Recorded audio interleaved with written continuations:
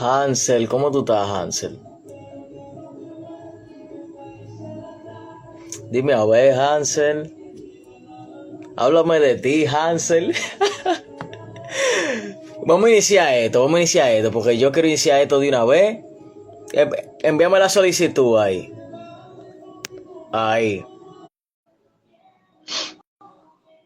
No, yo tenía mucho sin hablar contigo, Hansel.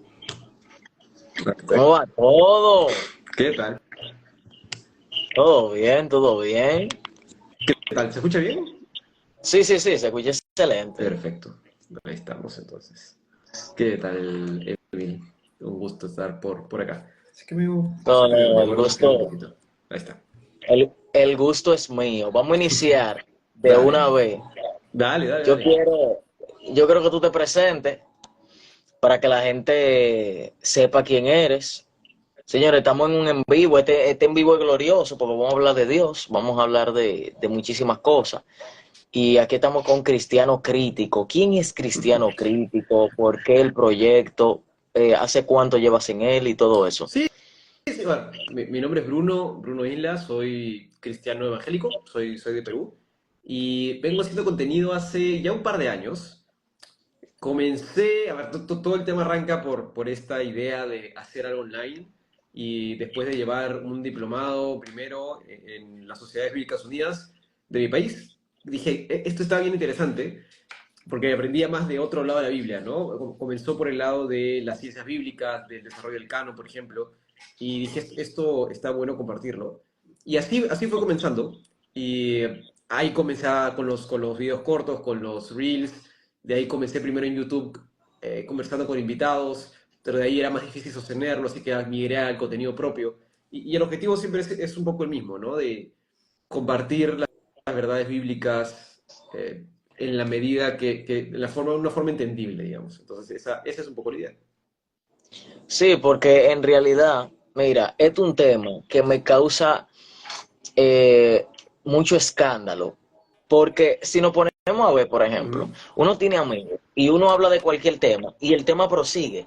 Pero ujú. cuando se pone el tema bíblico, como que, cónchale, como que no quiero seguir hablando de eso.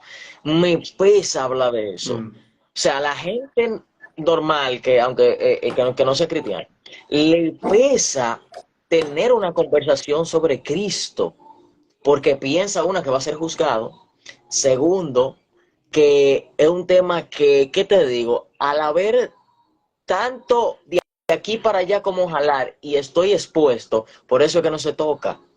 Entonces, claro, es algo muy interesante, por eso es que Pablo le llevó a los gentiles es aquel que no era ujú, judío, y le hablaba como ellos hablaban. Es decir, que si en Perú hay una jerga, vamos a poner en República Dominicana, se llama que lo que significa cómo estás o de todo. Pablo le hablaba a esa gente de qué lo que, dime a ver. No, tú sabes que Cristo vino. O sea, le hablaba para que ellos entendieran en su jerga. claro. Pero, ¿por qué tú crees que suceden? Porque estamos con un teólogo aquí, señores. ¿Por qué que tú crees que suceden esos fenómenos de que a la gente no le gusta ya hablar de Dios? Bueno, es normal, ¿no? Es que a ver, yo creo que cuando hablas de Dios seriamente, o sea, si quieres hablar de Dios, vas a tener que pararte en un lugar, eh, vas a tener que tomar postura necesariamente. Yo Ujú. creo que las medias tintas, como se dice por no sé aquí en Perú, esas posturas medias, realmente son posturas insostenibles en el tiempo. Entonces, vas a estar o en que crees realmente y sólidamente o no crees en absoluto. Pero si respetas el texto bíblico y un poco diré yo la historia, ponerte en el lado por lo menos ateo o en el lado por lo menos ateo realmente es poco sostenible. Hasta el agnóstico puedo entender un poquito más por falta de fe, pero en el lado ateo es insostenible. Entonces la conversación sobre Dios se torna seria porque estamos hablando de la eternidad, de la creación. Entonces, si crees que existe un Dios, dices, ok, ¿qué Dios? Y si vas al texto bíblico, necesariamente te vas a chocar con cosas como el pecado, como la salvación, con el amor de Dios, y tu vida va a cambiar, ¿no? Entonces, Sí. te obliga a tomar una postura dura, creo. Sí, esa sería la respuesta correcta, porque yo siempre pongo el tema de Dios cada vez que estoy con mis amigos y Ujú. siempre hablamos del tema de los ángeles, de esto y lo otro, pero hay como un choque. A veces como que la gente dice, wow, yo no quiero seguir hablando de eso porque en realidad estoy siendo atacado. ¿Tú me entiendes? Y es muy interesante porque ya estás en tesis de la maestría. ¿Cuánto te falta ya? O sea, me cambié de una maestría de 2 años a una de 4. Ya estoy en el Uh. tercer año, así que el próximo debería ya acabar. Pero Pero sí. espérate, pero espérate, ¿cuál era la diferencia entre la maestría de 2 años y esta que va para 4? O sea, tiene más créditos por el lado de los idiomas, ¿no?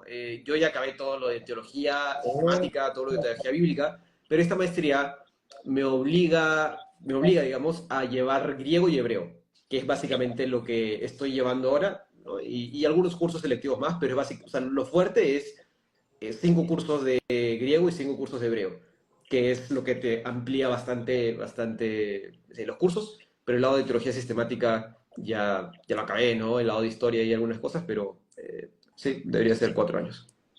O sea que vas a poder entender el antiguo hebreo en el que fue escrito el Tanaj.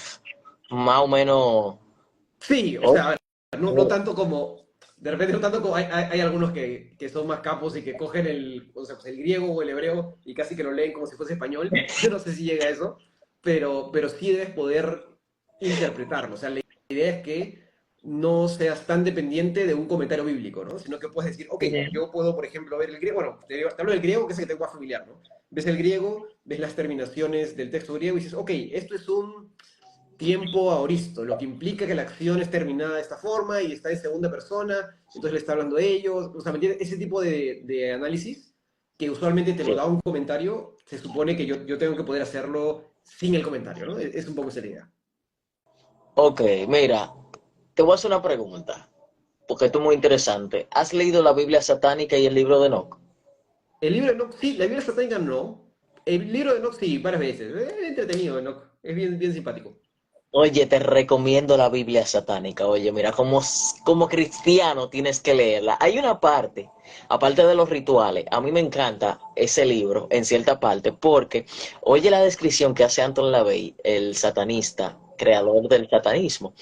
Él dice que las brujas no tienen esa nariz como Walt Disney, Ujú, pero sí están abiertas a abrir las piernas sexualmente, saben cocinar. ujú, Y hay una parte donde él habla de los vampiros psíquicos que en un diplomado, yo soy profesor de psicología, en un diplomado de criminología, yo estaba ujú, hablando de los vampiros psíquicos, que son personas, según la Biblia satánica, que te chupan tu energía ujú, vital y son personas muy manipuladoras. ujú, Uno de ellos es que, por ejemplo, sutilmente ellos te piden la cosa sin que tú te des cuenta.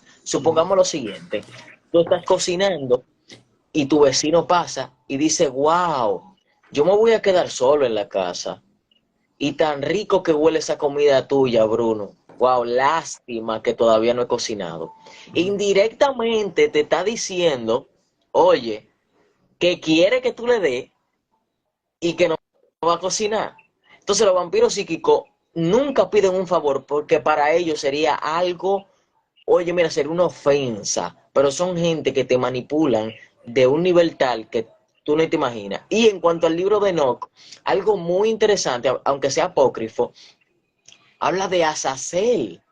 Sí. Azazel era un ángel que estaba en una parte espiritual del desierto que se llamaba Dudael. Entonces se le enviaba un macho cabrío para sacrificarlo a Azazel. Eso es algo muy interesante, que el libro de Enoch se conecte con un pasaje de la Biblia y digamos, ¿qué tan apócrifo fue el libro de Enoch? Porque ahí habla de Semiatza, que es un ángel caído que enseñó sobre brujería, enseñó sobre ciertas hierbas, de cómo forjar hierros, le enseñó conocimiento a los humanos. Entonces, tú como teólogo, porque yo no sé tanto, ¿qué tú crees que tan certero sea lo de Enoch para nosotros poderlo vincular un poco con la Biblia? Porque hay cosas en la Biblia que obviamente se vincula con otro, igual con el libro de Tobías. A ver, como cristiano te diré que no es en absoluto certero, ¿no? Si quieres leerlo como novela, tómalo, pero más que eso no trae verdad.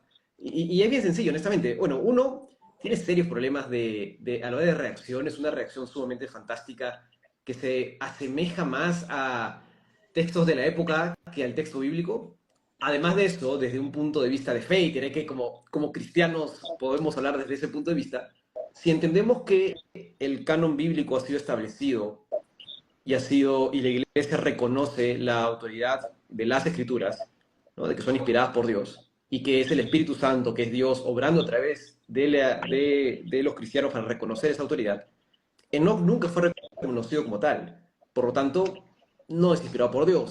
Por lo tanto, no lo puedo tomar como algo verdadero, ¿no? Entonces, yo lo he leído, sí, a los alumnos de la clase de angelología, ahí leemos un pedacito para que vean por el tema de Génesis 6, ¿no? Y los Nefilim, que es, hay que tomar una postura sobre eso. Pero más que un tema contextual, coyuntural, digamos, de cultura general, no pasa. Y lo mismo, no quiero ser mala onda, pero con el caso de la Biblia satánica, eh, mira, o sea, tampoco lo puedo tomar como cierto, pues, ¿no? Porque, ¿qué trae de verdad eso? Verdad me trae la Biblia, y cualquier otra mala intención que pueda tener una persona, a mí honestamente me da lo mismo, y confío en que Dios nos guarda, y ya está, ¿no? Entonces, como cosa interesante cultural, entiendo, ¿no? Debe ser curioso como, ¿no? Que uno lo lee y dice, ¿cómo es esta pelea entre ángeles que es bien asombrosa, ¿no? Que los ángeles malos dicen hay que hacer esto, hay que hacer un pacto, y luego los ángeles buenos van a Dios y le dicen, oye, mira lo que están haciendo, permítenos pelear, ¿no? Y se hace esta novela que está genial, pero es eso, ¿no? Es una novela, y ya está. Sí, es muy interesante. Eh, Ahora, ¿por qué tú crees que se comparte ciertos textos que sí se apoyan en la Biblia? O sea, ¿qué tú crees que puede suceder en eso? Porque yo no sé mucho de ese tema, pero hay ciertas cosas que sí se unen con la Biblia. En el caso del libro de Enoch, como con lo de Azazel. ¿Por qué tú crees que pasa eso? Pero, oye, Azazel, ¿se menciona en la Biblia? Sí, ¿En qué yo creo que parte? es Levítico. Yo creo que es Levítico, pero se habla de Azazel, de llevar un macho cabrío y sacrificárselo a él en una parte del desierto espiritual.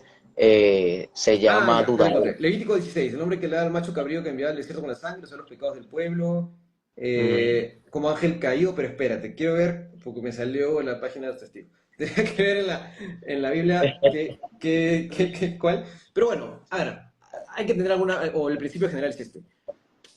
Hay, por ejemplo, el que sí, el ejemplo que conozco más cercano, con el código de Hammurabi. El código de Hammurabi es este código que tipifica varias leyes civiles, donde, por ejemplo, uno coge ciertas partes y son muy similares a la Biblia. Hay una parte bien, bien curiosa sobre cuál es la pena porque un vecino dañe a tu ganado.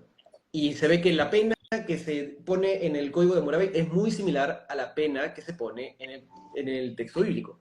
Y hay que entender que, sobre todo en el caso de los libros del Antiguo Testamento, hay normas y leyes que están dadas para un contexto particular, y son normas y leyes civiles, que van muchas veces a las costumbres, ¿no? Entonces, no hay que entender el texto bíblico ni lo que vivieron los israelitas como una cosa aislada de todo el mundo, ¿no? Ellos vivieron en un contexto, en un lugar real, hace miles de años. Entonces hay muchas cosas que son del contexto, ¿no? Igual con los dioses falsos, ¿no? Con Moloch, por ejemplo, que pedía sacrificios de niños, ¿no? Este dios falso que hacía que los pueblos de alrededor pidan sacrificios. Entonces hay relación con el contexto, sin duda, ¿no? No es un texto que viene del cielo y cae y la tenemos. Le escriben seres humanos reales. Pero, y ese suele ser el tema, ¿no? El tema del contexto cultural es importante, hay que entenderlo, y es útil para interpretar el texto bíblico y no sacarlo, pues, así de las lecciones del Levítico para el siglo XXI, ¿no? Esa no es la interpretación correcta. Sí, sí, sí. Hay que aplicarle una hermenéutica adecuada. Podría ser una contextualización, pero es muy interesante porque esos libros, aunque sean apócrifos, son necesarios de leerlo para refutar cuando te encuentres con alguien que está practicando cierto tipo de fe y tú lo Ujú. puedas, o sea, dirigir en el camino de Cristo. Me encantó un video tuyo. Yo estaba haciendo una teoría científica, pero el Word se me perdió. Yo estaba haciendo un libro refutando lo del libro de los mormones y la aparición, la diferente aparición de José Smith con la de Pablo. Porque no me digas tú a mí, hermano, que tú eres Cayo Sama y diga que a ti se te aparece, di que Jesucristo es Dios, y te dice a ti que tú tienes que crear tu propia religión. ¿Y quién eres tú? ¿Y quién eres tú? O sea, yo quiero saber qué tanta unción tú tienes, si tú eres Nick Fury, para ser los Vengadores. Claro. Porque No, es es que, insostenible, es insostenible. O sea, yo también para el video que hice de las sectas tuve que leer el libro del Mormón, tuve que leer las doctrinas oficiales de los mormones. Ahora me salen publicidades de ahí de los mormones a cada rato, pero es insostenible, ¿no? Además que el caso de Pablo es totalmente distinto, ¿no? Y tú lo sabes bien, ¿no? El caso, o sea, Pedro dice, hemos visto la doctrina de Pablo y es el mismo evangelio que nosotros predicamos, y hay cosas que Pablo escribe que son difíciles de entender y que los indoctos tergiversan para sus fines en contra de Dios, ¿no? Entonces, el caso de José Smith realmente es insostenible, ¿no? no, Que se le aparece corporalmente el padre y el ángel le dice, es insostenible, es insostenible. oye, Pero bueno, sí, es mira, interesante. no tan solamente eso, él le escribió una carta a su esposa, porque ellos tienen como 3 libros, el libro del Mormón, a mí se me olvidó, porque ellos tienen varios libros ahí Sí, es rarísimos. el Mormón, la gran perla, está lo de Ajá. los tres Los testigos, testigos y algo así. los Ajá. 10 testigos, 8 testigos, y bueno, tiene sus doctrinas oficiales también, ¿no? Pero son la gran perla, los testigos y el Mormón, son esos tres los grandes. Oye, él le escribió a su esposa y le dijo, si tú no aceptas que yo tenga más mujeres, oye, y no tan solamente eso, sino que se practica la poligamia. Se dice que Jesús y Lucifer son hermanos. Claro, es que Se tiene que son bautizar, gemelos. sí, se tiene que bautizar un mormón por uno muerto que no haya alcanzado la iluminación. Sí, sí, Oye, sí. esa vaina. Cuando el bautismo tiene que ser por conciencia y no por otra persona, sino por ti. Claro. Entonces son cosas que uno dice, tienes que tomarte tu pastillita que se llama Ubicatex, que la venden en la farmacia más cercana, porque son cosas que no tienen sentido. Llévate de mí. Oye, Claro. mira, Sí, sí, no, es insostenible, ¿no? Claro, lo que ellos dicen, porque yo he leído sus argumentos, porque digo, ante esa crítica alguna respuesta tienen que tener, y la respuesta suele ser como, así como David, por ejemplo, se equivoca, pero igual, ¿no? Está el texto bíblico, igual Dios dice que tiene un corazón, ¿no? Conforme a él, y Dios lo guía y Dios lo usa. De esa misma forma podemos decir que José Smith se equivoca. Digo, ya, pero la importante diferencia es que David es un ser humano que se arrepiente y él mismo se equivoca. No dice, estoy en lo correcto y está bien que haga esto. David, cuando es confrontado por Natán, se arrepiente, ¿no? Y el mormonismo realmente está pegado, como decía Francisco La Cueva, no se sostiene ni con la goma de las pastas de los libros que tienen, ¿no? O sea, es insostenible, sí, es insostenible. Pero bueno, sí, sí, sí. siempre va a haber herejías. Digo, dicen, veo muchas herejías. Digo, a ver, ha habido herejías a lo largo de toda la historia y van a seguir Sí. habiendo herejías a lo largo de toda la historia. Eso es así. Siempre ha existido y siempre va a existir. Hasta el final de los tiempos cuando ya estemos en la presencia del Señor, pero siempre va a haber. Es parte de, es parte de. Y tiene muchos seguidores, porque mira, crear un libro y decir, oye la excusa de ello, si tú lees abajo el libro del Mormón, te redirecciona a la Biblia, oye el gancho que ellos ponen. Sí, sí, Si tú lees sí. el libro del Mormón, abajo está el versículo Sí, sí, que sí. complementa con Sí. este. Oye, y tú te quedas así como un tonto, como que, ¿what? O sea, aparte de que tiene la excusa de que Dios vino a América y se le presentó a la gente que estaba aquí porque tenía que venir Sí. aquí, obligatoriamente.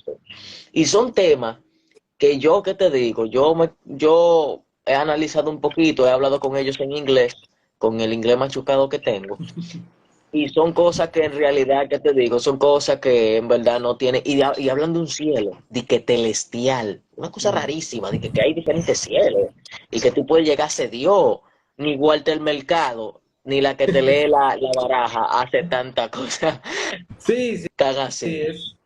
es una doctrina sumamente rara. Bueno, honestamente tiene presencia fuerte en Utah, en Estados Unidos, de ahí hay algunas comunidades por ahí, pero, como te digo, a mí honestamente, o sea, me da o sea, me fastidia en el lado de los que enseñan, me da pena por quienes caen ahí, o sea, por los que son atrapados por esa secta, me da pena por ellos, eh, pero lo único que podemos hacer es orar por ellos, defender la verdad y entender que al final es Dios el que salva a las personas, ¿no? O sea, nosotros podemos mostrar el Evangelio, evidenciarlo a través de nuestra vida también, defender la verdad, como te digo, pero como a veces yo digo, yo no salvo a nadie, ¿no? Yo no convenzo a nadie. El que lo hace es Dios, entonces no, tampoco, o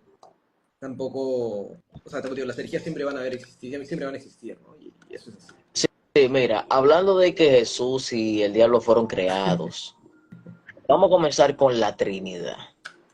Mira, durante todo el tiempo se ha dado el debate del triteísmo, que casi nadie sabe, y la Trinidad, diciendo de que esto viene de una manera helénica, Sí.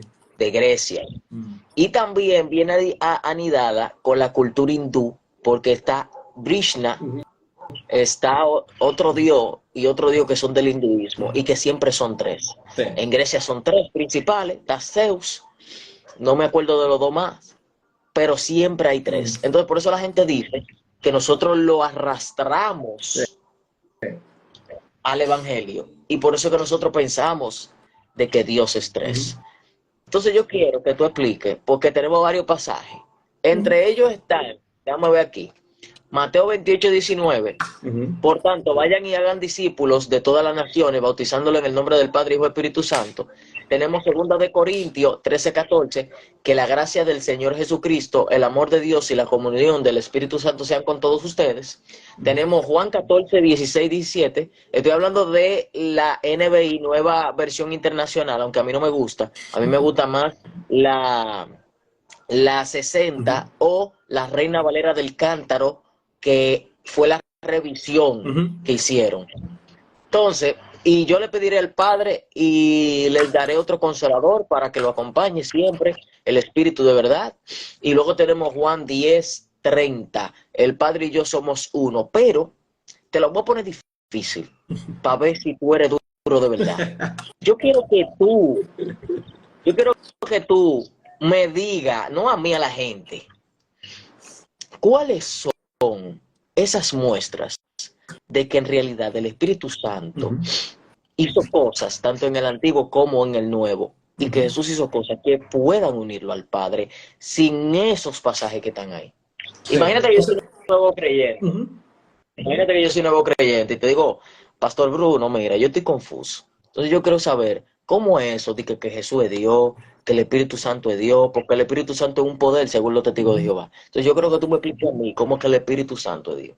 A ver, yo creo que la forma más fácil de entenderlo es comprendiendo que la Trinidad es un término que se crea para resumir que tenemos algo que pasa en el texto bíblico. En el texto bíblico tenemos algo particular. Tenemos que una y otra vez se afirma que existe un solo Dios, solo uno, no hay más, un único Dios.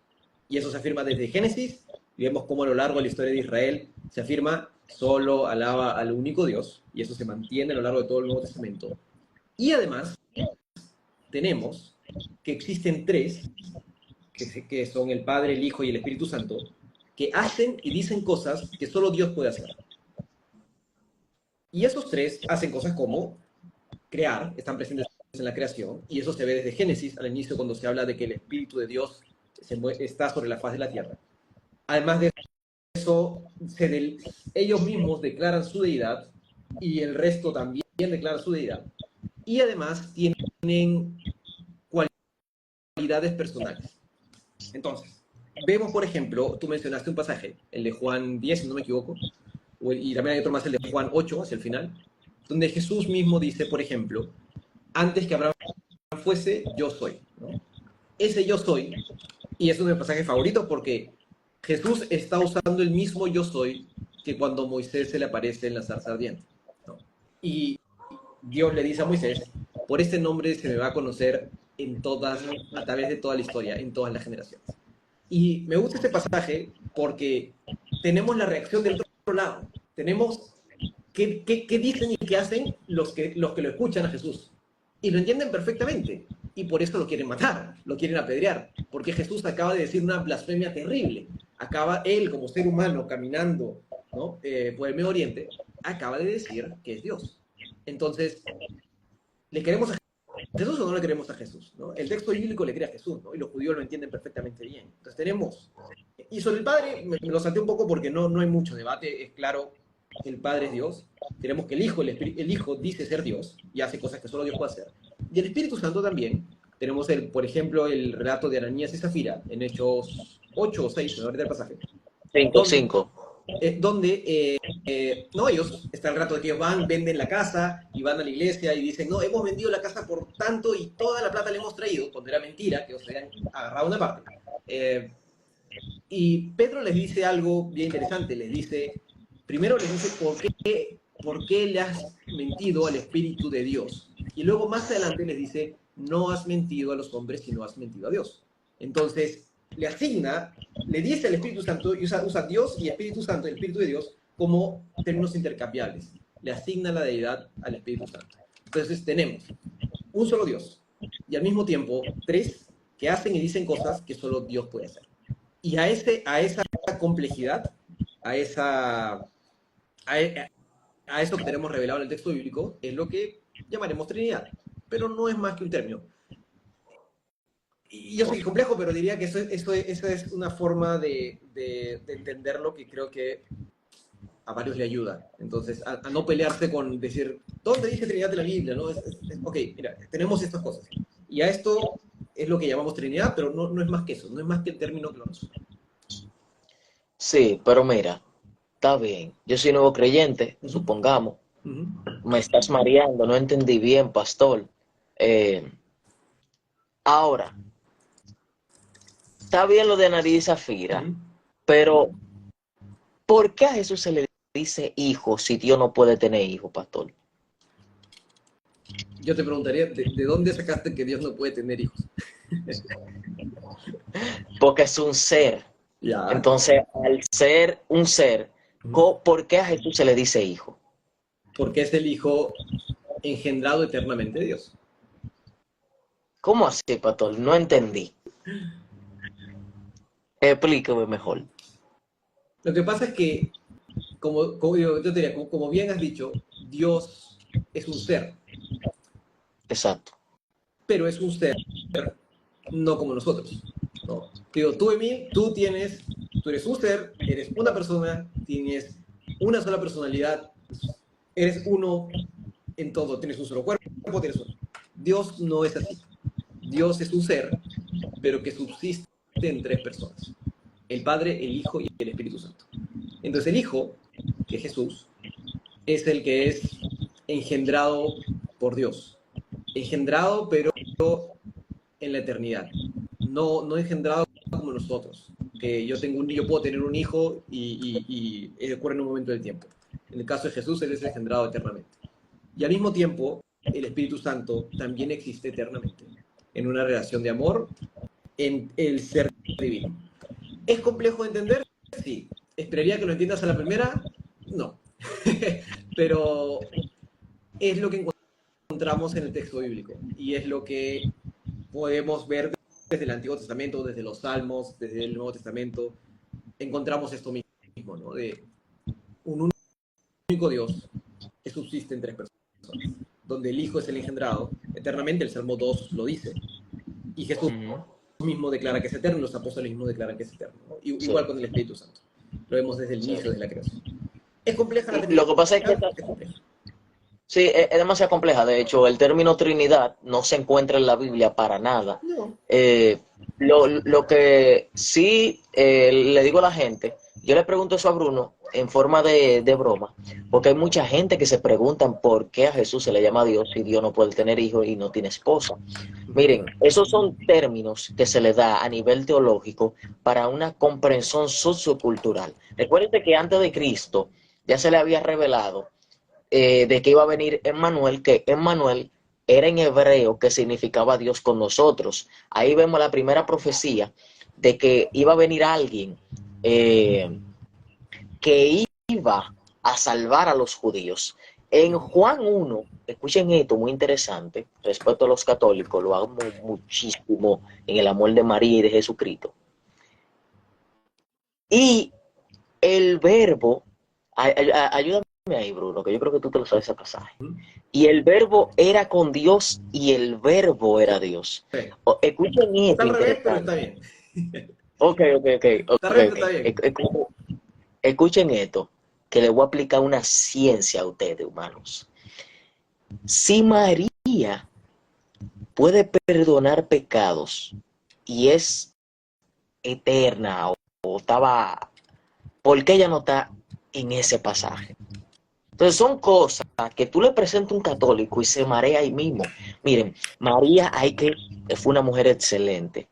Voy a hacer este eje transversal porque quiero que ustedes entiendan algo. Ustedes saben que ahí, yo sé que tú sabes ese tema, Bruno. Ustedes sabían que María viene de Ishtar, que viene de Semiramis. Semiramis era la esposa de Nimrod. Nimrod es el bisnieto de Noé que hizo la torre de Babel, que después vino los idiomas. Nimrod fue el primer ser humano en ser venerado como un dios después de su fallecimiento. A él le llamaron el dios Sol. ¿Qué pasa? Escuchen la historia aberrante de incesto aquí. Cuando Nimrod muere, que nace supuestamente Tamuz, que es su hijo, a través de los rayos del sol, de que Semiramis sale preñada, ahí es que ella sostiene en sus brazos a Tamuz. ¿Y qué pasa? Que Tamuz vino de un huevo, que por eso que viene el conejo de Pascua, para que ustedes vayan entendiendo. Y ustedes, ¿a qué no sabían esto? En todos los países hay algo que se llama obelisco, que es un palo largo con punta. Ustedes sabían que un obelisco es un pene, literalmente, señores. Entonces, ¿qué pasa? Ese obelisco es una veneración al dios Sol, que es Nimrod, que a través de los países se le cambiaba el nombre. Baal, tú sabes, en Grecia se le llamaba otro nombre. Entonces, para hacer el eje transversal, esa mujer que cargaba al niño llegó hasta Roma. Y ahí estaba Constantino y tomó esa figura de esa mujer.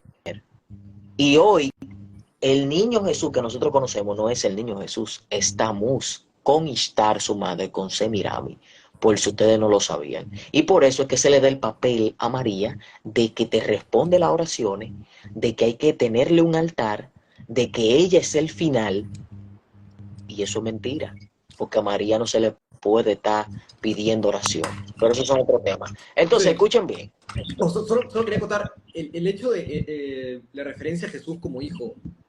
Yo no diría que es tanto un tema sociocultural, porque lo tenemos en el Antiguo Testamento también. En el Salmo, estaba aquí buscando que no me acordaba, el Salmo 2.7 habla de Jehová me ha dicho, mi hijo eres tú, yo te engendré hoy. Ese yo te engendré hoy es un engendramiento eterno que hace referencia a Jesús.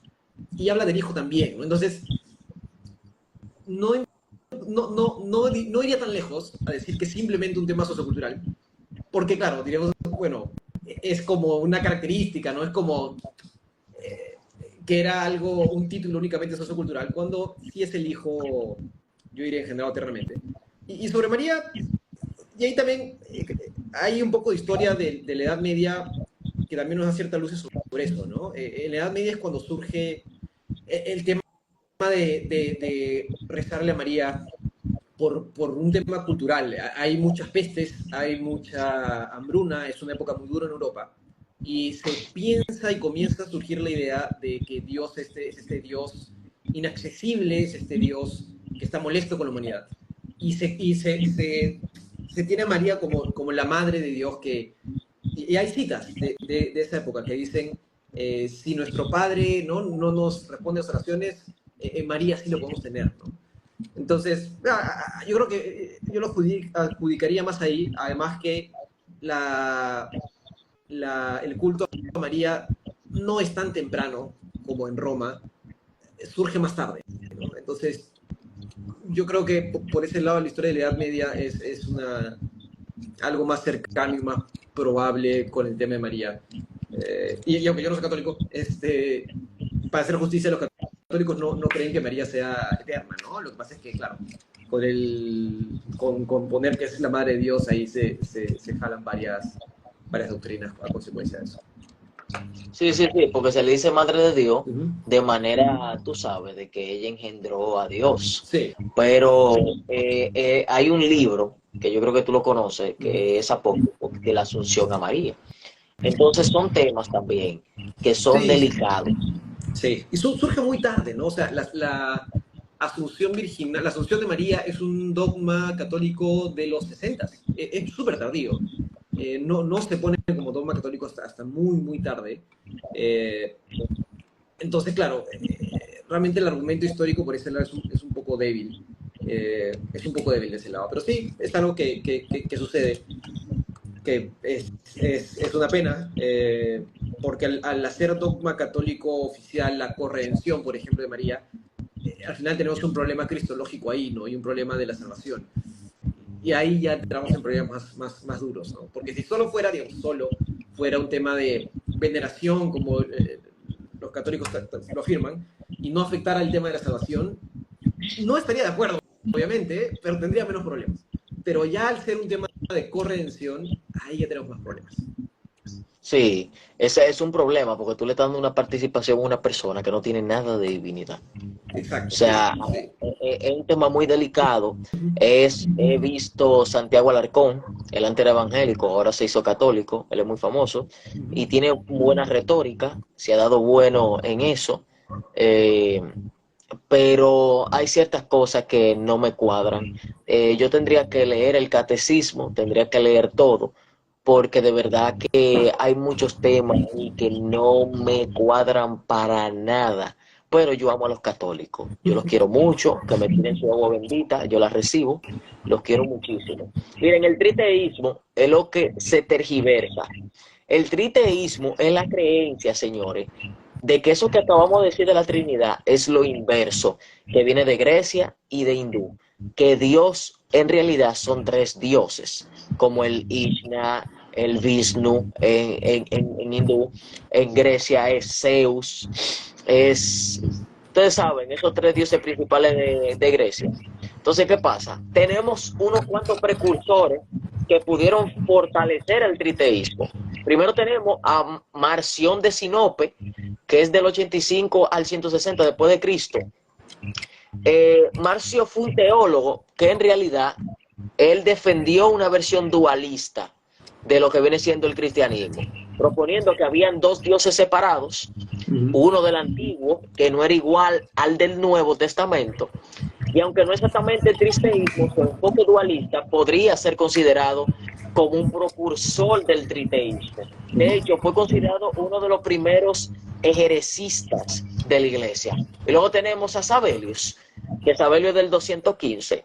Fue un teólogo cristiano que propuso la idea del modalismo, que sostiene, que de hecho tú hablaste de eso en un video, que sostiene que Dios se manifiesta en tres modos diferentes, pero no como tres personas distintas. Claro. Aunque no es tristeísmo, en el sentido estricto, algunas interpretaciones de su enseñanza podrían acercarse a la idea de tres dioses separados. Entonces, vamos a ver. Bruno, por eso es un tema complejo y me gusta lo complejo, porque así la gente se nutre más. Estábamos hablando de que no, porque tú no le mentiste a los hombres, sino a Dios. De que el Espíritu Santo bajó y fue quien le dio la fuerza a Sansón para poder derrotar a esos hombres. Vimos el Espíritu de Dios moviéndose en la creación del universo. Vemos el ángel de Yahweh, que Yahweh son las siglas de yo soy. ¿Por qué Dios se presentó como yo soy y no como un nombre? Escuchen esto. Porque Dios es el que existe y a través de él es que nosotros existimos. Por eso es que él se llama yo soy, porque a través de él existen todas las cosas. Dios mío, pero yo soy el final. Pero a mí quédame, mándame. Escuchen esto. Entonces, como él es él, que es el que está sobre todas las cosas y por él existe todo, por eso él se le presentó al tartamudo del pobre Moisés y le dijo, yo soy, el que soy, porque por mí tú existes. Entonces, Bruno, yo creo que tú le expliques a esa gente bella cuál es la diferencia entre esas creencias de que siempre, porque en realidad la mayoría de creencias, señores, tienen tres dioses principales. Yo quiero que tú le expliques a ellos cuál es la diferencia entre triteísmo, Trinidad y cómo no confundirla. Porque incluso tú hiciste un video en YouTube que yo lo estaba viendo. O sea, a ver, yo creo que la diferencia es bastante clara, ¿no? En que el triteísmo va a creer en tres dioses distintos y la Trinidad va a afirmar una y otra vez la base de la Trinidad va a ser el monoteísmo, que tenemos un único Dios.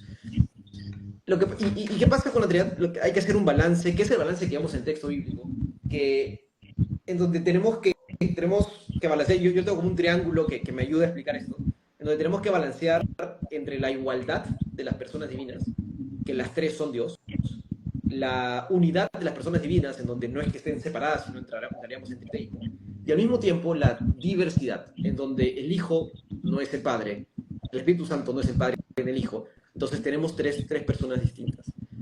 Los riesgos son, como tú bien dices, de irnos hacia el triteísmo, de separar tanto, ¿no?, al Hijo, al Espíritu Santo y al Padre, de hacer tres dioses, que es lo que hacen los mormones de forma efectiva, o lo otro es a juntarnos tanto, a afirmar tanto que existe un único Dios, tergiversando el hebreo y todo esto, para decir que no son tres personas distintas, sino que son tres manifestaciones distintas. Y el problema con esta segunda, que hoy en día son los unicitarios, que van a tergiversar todos los textos donde, por ejemplo, Jesús habla con el Padre, ¿no? Como en la oración de Getsemaní, como en la cruz. Jesús claramente se dirige al Padre. Y el argumento que ellos van a poner, que es un argumento muy pobre, es decir, no, es que Jesús vino a enseñarnos lo que tenemos que hacer. Entonces Jesús no está hablando con el Padre, solo te está enseñando a ti lo que tienes que hacer.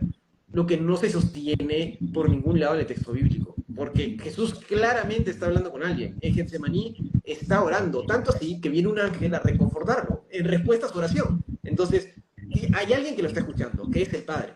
Entonces, hay que tener cuidado, con no partir tanto, no separar tanto a las personas divinas, que caemos en triteísmo, que creen tres dioses, ni decir, no, son una misma que se manifiesta en tres personas, porque eso es modalismo, o como hoy en día está el unicitarismo, que es básicamente lo mismo. Sí, es algo muy interesante porque eso lo ponen de ejemplo muchos los testigos de Jehová. Ahora bien, eso es muy interesante porque es complejo. ¿Cómo Dios se va a orar a sí mismo? Ahí viene ese argumento, porque nosotros vemos que Jesús tiene el poder. De hecho, la batalla, no una batalla, porque el diablo no puede con Dios, pero cuando Hashatán, que significa en hebreo el adversario, le dice a Jesús, pero convierte esta piedra en un pan sobao porque tú tienes hambre. Jesús podría convertirlo Claro. porque él tiene el poder. Él puede configurar la materia, pero fue una batalla muy fuerte porque en realidad él sentía hambre. Quiero que tú me digas por arribita, porque Jesús nunca se puso como un Dios aquí en la tierra, pero sí fue Dios. ¿Por qué tú crees que él no se dijo a sí mismo que él era Dios? ¿Y por qué? Porque son dos preguntas en una. Tú vas a tener que respondernos eso. ¿Por qué Jesús actuó siempre como un humano? Claro. Nunca se puso como un Dios. O Y sea, segundo, solo, dale. y segunda pregunta, ¿por qué él en realidad, eh, o sea, porque ayer estábamos el miércoles, no, antes de ayer, hay mucha gente que dice que Judas no amaba a Jesús. ¿De dónde viene ese argumento tan estúpido? Porque yo sí creo que Judas amaba a Jesús. Lo que pasa es que lamentablemente él tenía que hacerlo. Vamos por partes. La segunda la tocamos ahora, pero la primera es, a ver, Jesús sí dice ser Dios. O sea, entiendo tu pregunta de que no se enaltece a sí mismo, pero Jesús sí dice ser Dios claramente, ¿no? Lo dice en Juan 8, lo dice en Juan 10. Ahora, ¿por qué no se enaltece? ¿Por qué no viene a reinar de la forma en que de repente los judíos esperaban? y Pablo le explica muy bien, ¿no? En Filipenses, en el pasaje genótico, porque él viene a cumplir, y en Gálatas también, de que él viene a cumplir el plan de redención. Él se tiene que hacer hombre, se tiene que como hombre humillar, tiene que como hombre sufrir esa muerte de cruz para poder nosotros ser redimidos por nuestros pecados. Si Jesús, como igual lo dice Filipenses, ¿no? Por humildad renunció, bueno, renunció es la mejor palabra, pero bueno, se autolimitó de sus facultades divinas para justamente actuar como ser humano, para justamente actuar como hombre, para poder morir en la cruz en representación nuestra. Si Jesús no se hace humano, no hay quien nos represente en la cruz, no hay quien pague los pecados, no hay quien satisfaga la pena transgredida en el Edén. Entonces Jesús tiene que humillarse sin duda. Es justamente para cumplir el plan de redención. No, Gálatas lo dice cuando viene el cumplimiento del tiempo, ¿no? Es el tiempo que se había cumplido, que Dios había terminado para que se lleve a cabo el plan de salvación. Y sobre todo, lo otro no entendí bien. Que Judas sí amó a Jesús, pero tuvo que hacerlo. Ahí me perdí un poco. O sea, hay gente que dicen que Judas, por haber traicionado a Jesús, no lo amaba. Y eso suena totalmente, eso es algo estúpido. ¿Ya? ¿Por qué? Bueno, por el sentido de que, supongamos lo siguiente. En el caso hipotético de que tú que estás conociendo a una muchacha, llevas 2 años con ella, y llega un momento en que ella te traiciona. O sea, ella nunca te amó. Claro que te amó. Lo que pasa es que hubo una traición. Ahora, eso no indica de que ella nunca te amó. Eso es mentira. Ahora, estaba escrito de que Judas tenía que hacerlo para cumplir con el propósito de Jesús, de que en realidad Jesús tenía que ser vendido por él para poder cumplir su propósito. Por eso Jesús le dice, mira, date rápido con lo que sea que tú vas a hacer, porque en realidad yo sé por dónde tú vienes. Por eso fue que cuando él lo vende, él le entrega el dinero, porque él estaba vendido por los demonios, y él estaba, mira, que se le bajó el rostro, y él dijo, Dios mío, ¿qué yo he hecho? Si este hombre es mi maestro, y lloró, y luego los demonios lo volvieron loco y se suicidó. Sí, pero es decir, que Judas sí amó a Jesús, claro que sí. Es que yo diría que lo amó. no, porque, a ver, Judas, es que tu ejemplo, ok, lo entiendo del lado del enamoramiento, pero Judas robaba desde el inicio de la bolsa. No tenemos ningún indicio de arrepentimiento real de Judas, sino que Judas traiciona a Jesús. Y al decir que lo amó y decir que pobrecito que estaba con demonios, me suena que estás eximiendo de responsabilidad a Judas. Judas es plenamente responsable de lo que hace. Es plenamente responsable, él decide traicionar a Jesús. Entonces, decir que lo amó y que luego traicionó, yo diría que en todo caso no lo amaba verdaderamente, porque tenemos el ejemplo de Pedro, por ejemplo. Pedro niega a Jesús 3 veces, pero a diferencia de Judas, Pedro se arrepiente. Entonces, tenemos partiendo del texto bíblico únicamente, tenemos que Judas robaba desde el inicio de la bolsa. No es que era honesto y era bueno y luego se puso malo. Desde el inicio robaba. Entrega a Jesús, efectivamente, por libre albedrío, porque tiene libre albedrío, tiene responsabilidad, y luego se mata por remordimiento, no por arrepentimiento. Es cierto que hay una profecía del Antiguo Testamento que alguien lo va a traicionar por 30 monedas de plata, pero eso no anula la responsabilidad de Judas. Entonces no es Judas pobrecito, ay no, es que él sí lo quería pero tenía que hacerlo, y Jesús le dijo, que es una teoría conspiranoica que no se sostiene, Jesús le dice, anda a hacer lo que tienes que hacer para que se cumpla la escritura. Judas es plenamente responsable. Si lo amaba de repente, ok, desde cierto punto de vista, pero yo no diría que lo ama verdaderamente, porque es el único que lo traiciona. Entonces yo no veo sostenible que lo ame realmente. O sea, tú te centras, qué bueno que divergemos aquí. Tú dices que él no lo amaba, no por el hecho de que lo... por lo menos. Es que, por eso, yo no parto del hecho que lo amaba o no lo amaba. Yo veo lo que dice el texto bíblico. ¿Qué me dice el texto bíblico? Así como decía un profesor mío, ¿tienes una duda? Preguntémosle a la Biblia. ¿Qué dice la Biblia? La Biblia nos dice que Judas robaba desde el inicio de la bolsa. O sea, no es que partió bien, ya partía mal. Que le gustaba tener la bolsa justamente porque le gustaba sustraer de la bolsa. Al mismo tiempo tenemos que Judas traiciona a Jesús. Esta teoría conspiranoica de que Jesús le dice, anda, ve ya lo que tienes que hacer para que se cumpla, pero que los dos sabían, realmente es una teoría conspiranoica. Vemos que Judas es plenamente responsable.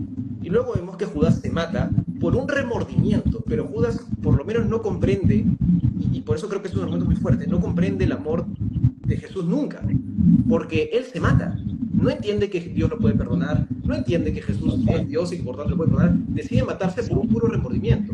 Y tenemos el ejemplo de todo el resto de los discípulos que se esconde, Pedro lo niega, pero todos sí han entendido el amor de Dios.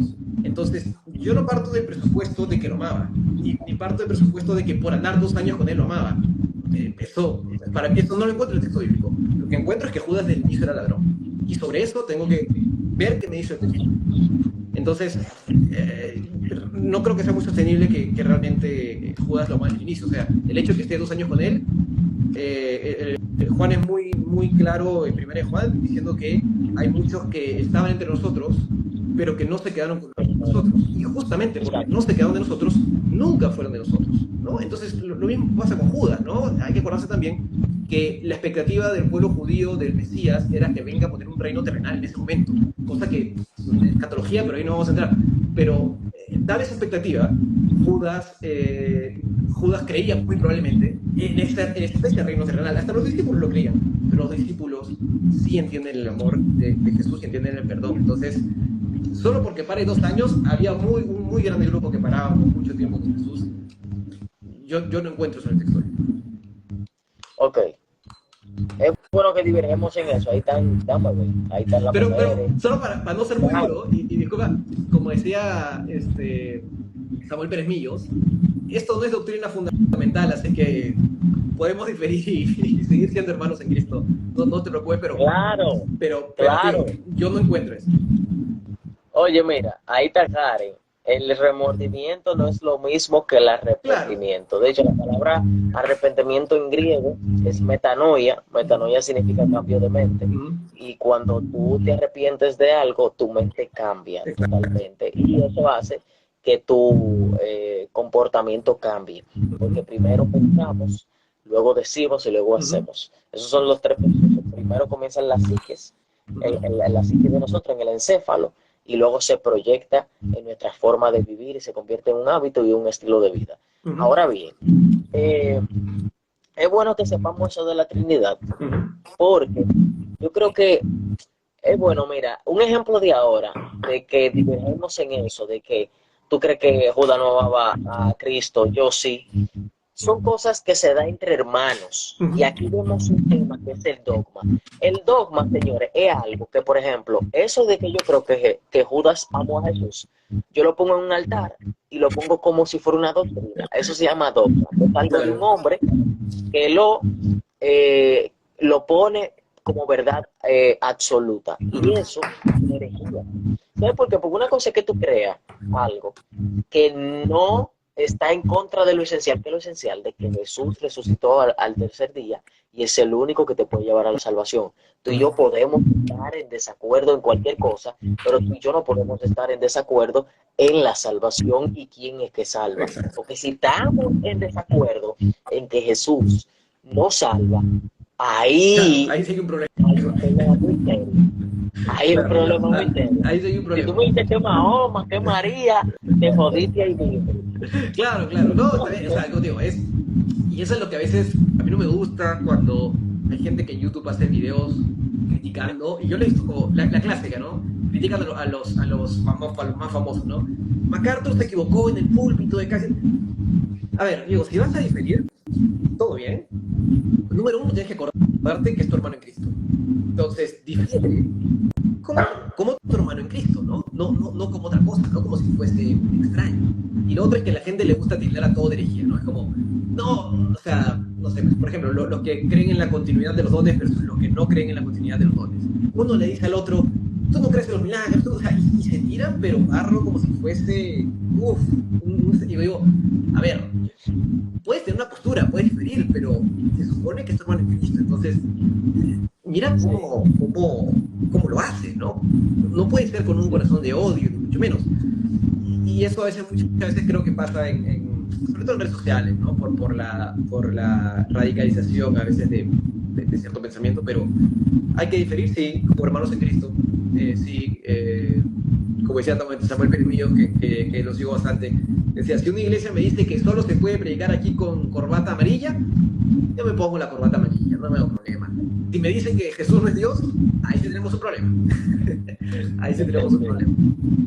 Sí, porque mira, eso mismo pasa. Yo me congregué 2 años casi en una iglesia metodista. Los metodistas se conocen porque son gente que lee mucho la Biblia. Sí, sí. Y algo muy interesante, John Wesley, traducido al español, John Wesley, él dijo su amigo George Whitefield, que era bautista, señores, y George Whitefield, para que ustedes entiendan, fue uno de los evangelistas más fuertes que había en esa época. Sí. George Whitefield iba a los campos y le predicaba a la gente de los campos.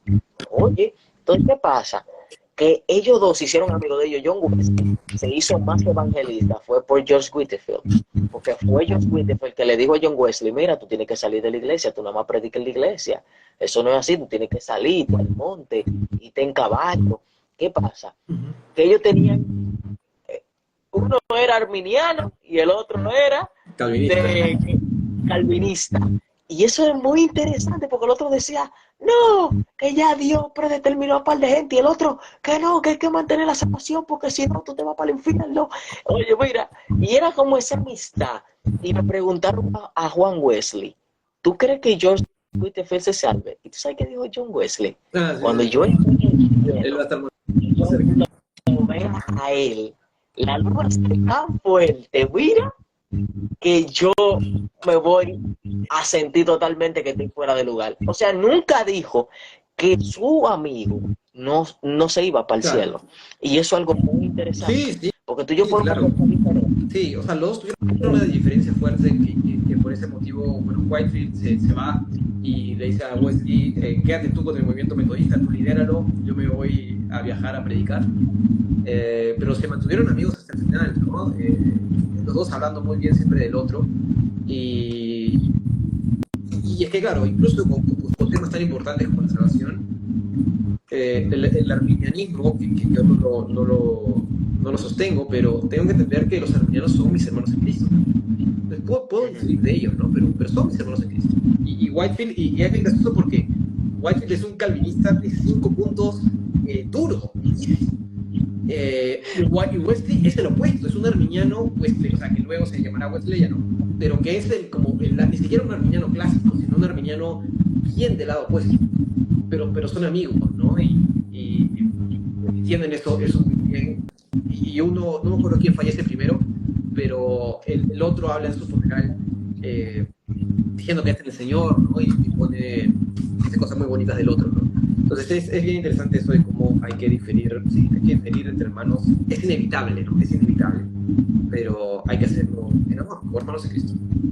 Es que hay cosas que son necesarias para la salvación, como que Cristo es el único que salva. Y hay cosas que no son necesarias para la salvación. Claro. Si tú piensas que un pantalón es pecado, yo te lo permito, porque tú eres libre de pensar que las mujeres no pueden usar pantalón. Y eso, yo a ti te lo permito. O sea, yo permito que tú digas, mira, yo pienso que yo como mujer no debo de usar pantalón. Eso yo te lo respeto. Ahora viene el dogma. Tú no puedes pararte en un púlpito y decir, las mujeres que usan pantalón son del diablo. No, porque eso no se puede. Estás partiendo de algo personal, tu criterio, a algo muy general, Claro. el cual no tiene nada que ver. En los tiempos de antes usaban túnica, ahora nosotros usamos poloche, usamos gorra, usamos suera, que en ese tiempo no existía. Y si nos vamos a eso, antes se iban en caballo y en burro, ahora nos vamos en taxi en Uber. Y si Jesucristo estuviera vivo ahora, tuviera un Instagram diciendo, mírenme, sanando a los enfermos. ¡Wow! ¿Y quién es ese? Eso es mentira, eso es con inteligencia artificial. Mira, sanado. Ve, entonces son cosas, señores, que hay que entenderlo en el contexto. Aquí hay muchos, ¿cómo se llama? De estos que son muy RP, que son evangélicos, ¿cómo se llama? Porque tienen un nombre, a mí hasta se me olvidó. ¿Puristas? Que son, no, que son de esto, que son de la antigua. Apostólico, ¿cómo es? que son de estos cristianos, de lo que estamos hablando ahora, que están en contra del pantalón. Ah, no, no sé, no sé, no sé. En Perú no hay mucho de eso. Pero sí, sí, Cristiano, entiendo que en Centroamérica existe hay el un poquito cristiano más. evangélico, existe el cristiano evangélico, existe el menonita, que esos son los más raros. Ah, ya. Ah, no, no sé. Existen los bautistas, existen los wesleyanos y también están los, Dios mío, que eso tiene un nombre, los, lo de la sana doctrina, sí, pero eso no se llama sana doctrina, tiene otro nombre, en fin. Bueno. Lo de la sana doctrina tiene muchas cosas. Pentecostales, gracias. Ah, ya, ok, ok, ok. Gracias. Eh, Berito, gracias, Berito. Escúchame, los pentecostales dicen que no se usa pantalón las mujeres, pero eso aplica para las mujeres culonas, porque a la sierva chata eso no es pecado, porque ¿quién le va a estar mirando de atrás a la sierva chata? También dicen, o también legalistas se llaman, también dicen que el hombre, ellos tienen una postura muy central, de dones de lengua. Sí. Que yo estoy en contra porque yo sé de los dones, Ujú. señores. Escúchenme, vámonos hoy, humano, como dicen los rabacucos, humano, escuchen. Hay algo que se llama segnoglossia. Segno es un prefijo que significa pueblo, No sé por qué básicamente. se te escucha con ruido. Se me escucha con Sí, ruido, se dicen. escucha como que hay un audio que está como interfiriendo. Ah, espérate. Una vez muy cerca de la computadora y Como, ahora se me como escucha. estática, no sé si sea estática, pero se escucha como cuando se cruza un cable de audio con otro. Así. No No se sé me por qué. escucha ahora. Eh, a ver.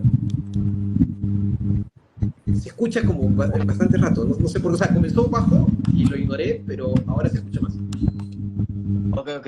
Entonces, mira, apaga el micrófono tuyo y muéveme la cabeza, a ver si se mueve o no se, o sea, se escucha o no se escucha. ¿Me escucho bien ahora? A ver, a ver, a ver, habla ahorita. ¿Me escucho bien ahora? Sí, sí, sí, ahora sí. Creo, Ok, entonces, pero otra vez, a ver, seno, espérate, no, no sé si sea yo. A ver, habla. y ahora, ¿me escucho bien? Ok, miren, semnoglosia, semno es un prefijo que significa pueblo, glosia viene del habla.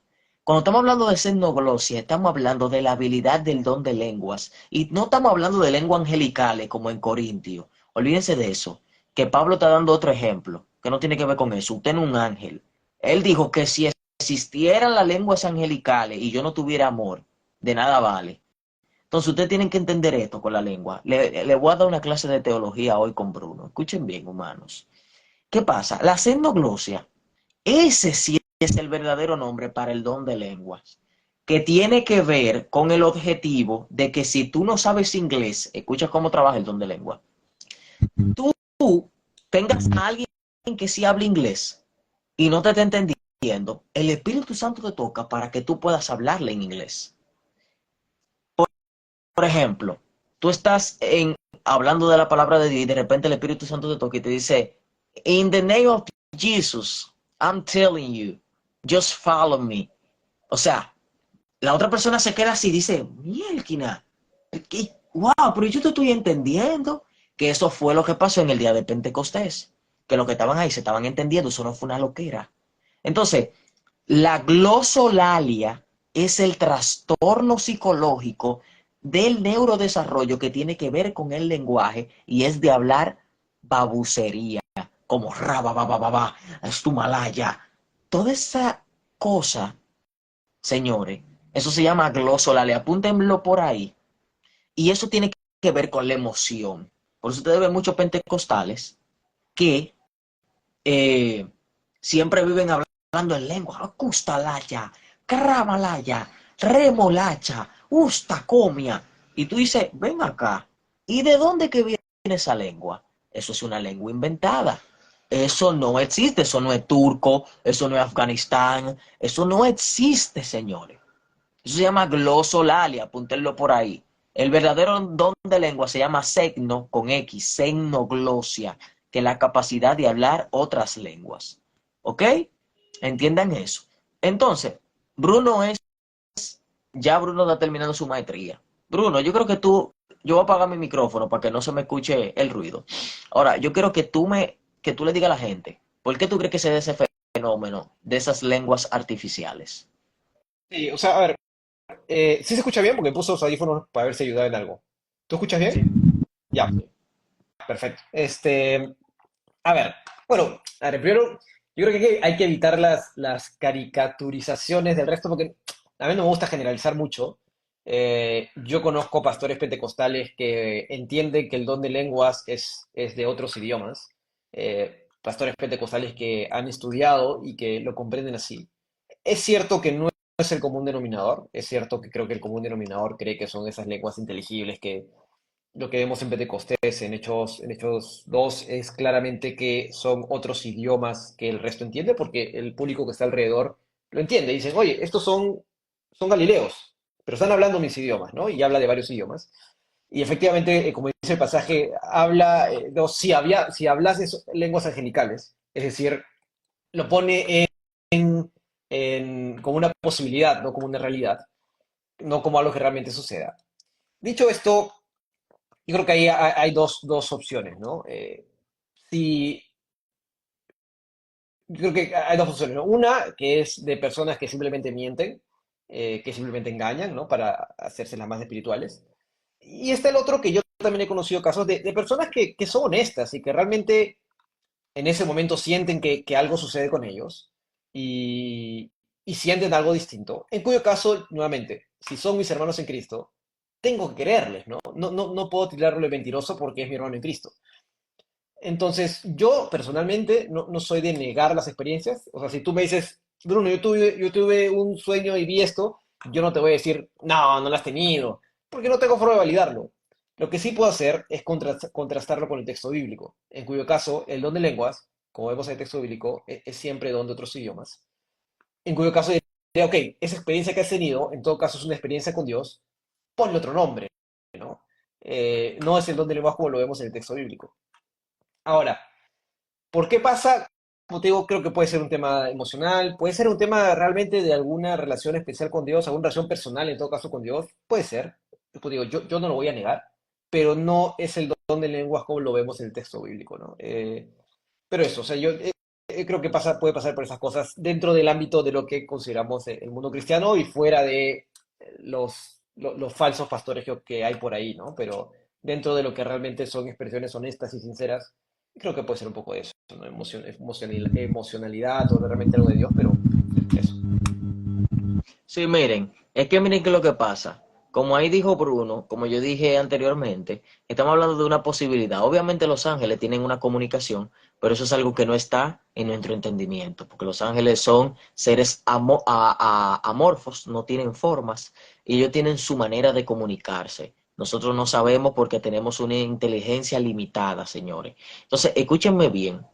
Otra cosa que dice 2 Corintios 14 es que si tú vas a hablar en un idioma, tú tienes que tener un intérprete, porque es como que yo venga un grupo de gente, imagínate que Bruno está ahí, está Ruiz, está Evérgito, está un grupo de gente, estamos hablando español, sea de España, sea de Honduras, sea de El Salvador, de República Dominicana, como en mi caso.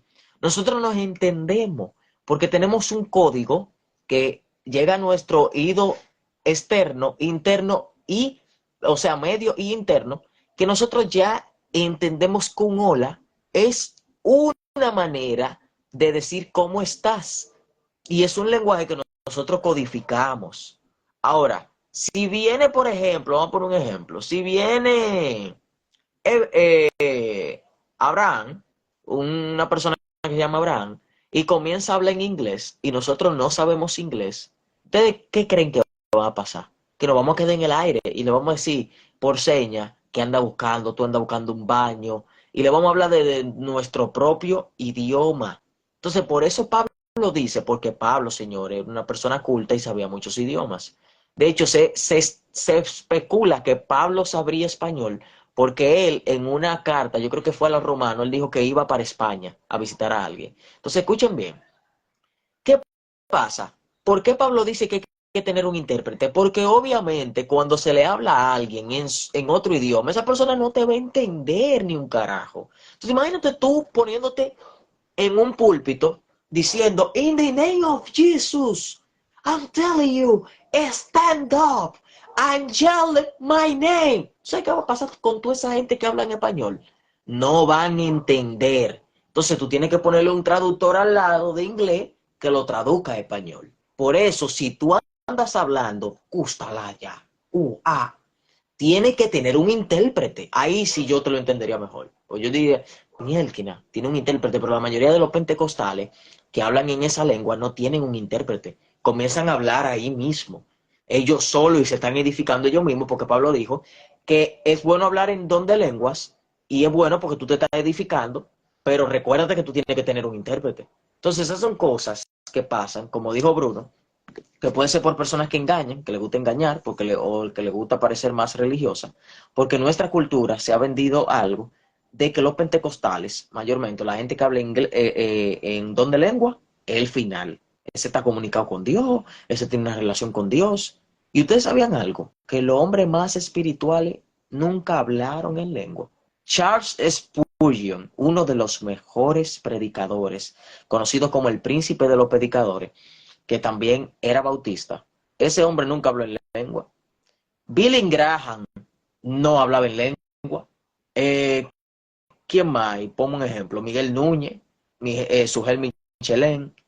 Son gente, señores, que no hablaban en lengua y eran gente de verdad. Entonces hay algo que a mí me deja ver con eso. Que la gente, mientras más estudia de la Biblia, menos habla en lengua. La gente que menos estudia de la Biblia, habla en lengua. Entonces, ¿qué tú puedes opinar sobre eso, Bruno? Tira un código ahí espiritual. Bueno, creo que es algo que, ojo, el movimiento pentecostal crece mucho en Latinoamérica, ¿no? Estadísticamente, ha crecido bastante, porque la gente anhela tener una experiencia especial, personal con Dios, y eso es entendible, ¿no? Hay mucha carencia de guía en ese sentido.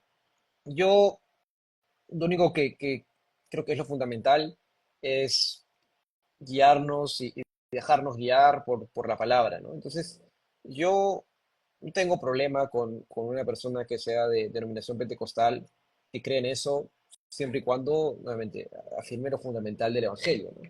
Sí, voy a considerar que no está en lo correcto en ese sentido, pero más que eso, no me genera, no me genera ninguna animalversión, digamos. Eh, yo creo que al final volvemos a lo mismo, ¿no? A lo que dice Pedro, que la Biblia es la revelación profética más segura. Entonces, cuando tengamos una duda, hay que preguntar a la Biblia, ¿no? Eh, entonces, y así con todas las preguntas, ¿no? O sea, tú crees que y todos los temas difíciles, ¿no? Los dones siguen o no siguen, pregunta a la Biblia, ¿no? ¿Qué es el don de lenguas? Pregunta a la Biblia.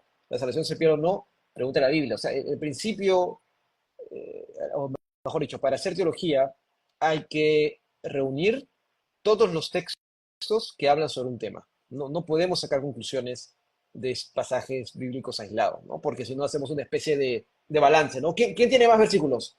¿Uno u otro? Eso no es hacer teología. Hacer teología es tomar todos los textos en referencia a un tema y sobre la base de esto concluyes. Entonces, eso, es apoyarse en el texto bíblico, creo que es lo más importante. Sí. Ahora vamos a despedirnos de nuestro público. Señores, esto fue algo increíble, señor. Ustedes van a aprender, eso se va a quedar en Instagram. Señores, sigan a Bruno en Cristiano Crítico. Ese hombre hace unos contenidos de calidad que yo no sé quién es que le edita esos videos. Pero el hombre tiene unos videos, mira, que tú lo entiendes rápido, sencillo, no te anda hablando tanto. El tipo se toma sus 2 horas, 3 horas editando esos videos y él te explica de una manera sencilla como debería de ser la Biblia. No te lo explica como William Lane Craig, que nadie lo entiende, pero es un buen filósofo. Lo quiero mucho en el amor de Cristo, porque ese hombre tiene mucho conocimiento. Pero Bruno te lo resume lo que dice William Lane Craig. Él básicamente, hay una frase que dice que si tú no dices en palabras sencillas un tema complejo, tú nunca entendiste. Entonces Bruno lo que hace es que él te resume en 6 minutos, 10 minutos, 11 minutos, algo que es muy complejo, que se estudia en 4 años. Y eso es algo que ustedes deberían de analizar. Suscríbanse a su canal de YouTube. Él siempre está activo, síganlo en Instagram. Y oren mucho por él, porque es el mejor regalo que le pueden brindar a un líder, que es orar siempre por su crecimiento espiritual. Y, y eso es algo muy interesante, porque, señores, miren, lo que está sucediendo causa escalofríos. Yo estoy más convencido de que Cristo viene pronto, porque ahí viene la inteligencia artificial, o sea, no está sustituyéndonos en muchas cosas. Aquí hay algo que se llama la ONSA, que la ONSA en República Dominicana son transportes públicos. Y ya antes había cajera, ya no hay cajera, ahora tú simplemente pasas una tarjeta y ya. Entonces, se está viendo que con la inteligencia artificial hay influencers que incluso lo utilizan como OnlyFans, y hay muchísimas cosas, señores, que podemos hablar de que en un futuro esto, esto va a ser un caos. Va a ser un caos, esto da miedo. Así que afiancen más en Dios, busquen más a Dios, porque en realidad eh, es algo muy interesante. Así que habla algo, Bruno, despídete de tu gente. No, está bien, mira, como despedida, a ver, diré bueno, primero gracias por tus generosas palabras, por esa comparación, diré, inadecuada con el gigante que es William Lane Craig, pero gracias por eso. Y le diría a la gente, bueno, sobre el tema escatológico, sobre el tema futuro, la fidelidad que tenemos y lo más seguro que tenemos es nuestra fe en Dios, ¿no? Entonces, ante cualquier cosa, una vez una amiga me preguntaba, decía, oye, ¿qué opinas de lo que está pasando con el mundo? Y yo le dije, ¿qué cosa? No, que hay guerras y esto. Le dije, sí, pero es lo que dice la Biblia que va a pasar, ¿no? Entonces, ¿de qué te preocupas? ¿En qué está tu fe, no? Está en Dios, entonces Dios es el que nos va a cuidar. A mí no me preocupa lo que puede pasar allá, lo que puede pasar acá, o sea, me puede dar pena, puedo querer orar por nuestros hermanos y todo eso, pero no me mueve, no digo, ay, no, ¿qué va a pasar? Y ahora, no tengo ningún problema con eso y es porque nuestra fe debe estar en Dios, ¿no? Nuestra fe debe estar en eso. Así que eso, hermanos, estudien la Biblia, lean la Biblia, oren y tengan su fe en Dios, que es lo más seguro que existe, ¿no? Eso. Claro, claro. Así que ya ustedes saben, duerman bien, pasen bien su Semana Santa, tengan afianzado en Dios y nunca pierdan su norte, que siempre, siempre va a haber una solución, porque yo sé que ustedes están pasando por momentos también difíciles, pero recuérdense que el momento más difícil lo pasó Job y no se asemejaría a lo que nosotros pudiéramos experimentar, porque imagínate que de repente tú pierdas tu casa, tú pierdas tus hijos, se te mueran todos. Señor, ustedes no saben lo que es eso. Entonces ustedes no están ni cerca de lo que le pasó a Job. Manténganse tranquilos y siempre tengan confianza en Dios, porque Jesús dijo, yo he vencido al mundo. O sea, no se preocupen por las deudas y todo eso, porque ustedes van a poder salir adelante. No es que tú te quedes como un vago, pero Dios te va a ayudar en todo lo que tú necesites, porque Él sabe lo que tú necesitas. Entonces ya ustedes saben, bendiciones y sigan a Bruno y bendiciones. Vamos a irnos para adelante. Ya tú sabes, Bruno. Saludos y te queremos No, dale, muchísimo. gracias y un gusto, ¿no? Y ya ahí estaremos conversando. Dale, dale, Bendiciones. dale.